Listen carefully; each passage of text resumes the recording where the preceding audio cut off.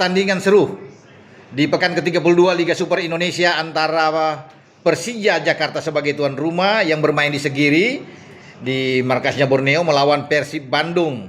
Dan hasil akhir pasti teman-teman semua udah tahu. Ya, 2-1 untuk Maung Bandung.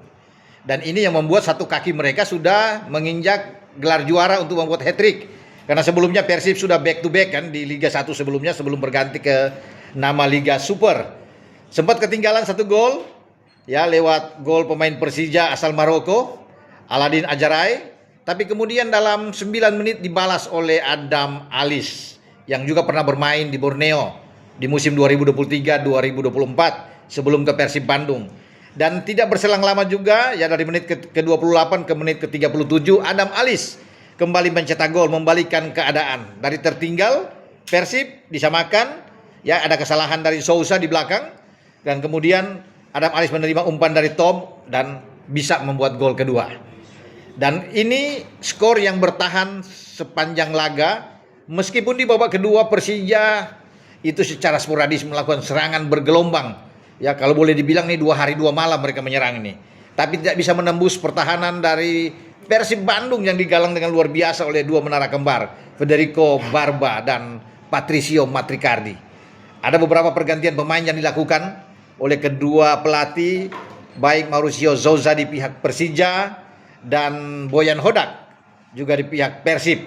Dan khususnya bagi Boyan, top, saya bisa mengatakan. Pergantian jam pas, cara bermain bertahan dengan bagus, menggambarkan bahwa memang Persib layak diberikan anjungan jempol untuk urusan bertahan. Ya, mereka sejauh ini sangat-sangat baik. Paling kecil kebobolan mereka di Liga Super. Dan pujian juga selain buat Adam Alis yang membuat brace, kita berikan buat Teja Pakualam.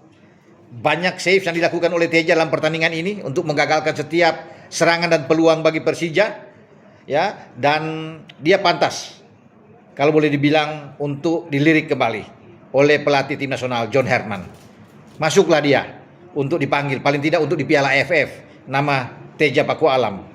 Masa pemain yang menghuni di klub yang pimpin klasemen dan calon juara, clean sheet terbanyak, kebobolan paling sedikit, kemudian tidak dipanggil di tim nasional.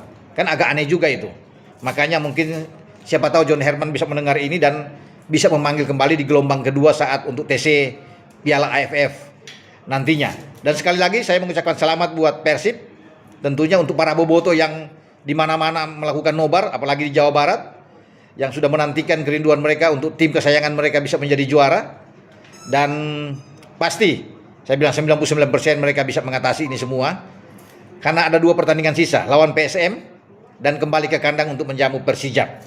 Ya, dan saya rasa mereka bisa menjadi juara karena ini pertandingan paling sulit yang mereka hadapi di pekan ke-32 melawan Persija Jakarta. Dan mereka bisa menang dengan 3 poin, itu yang membuat luar biasa. Dengan saya Bung Ropan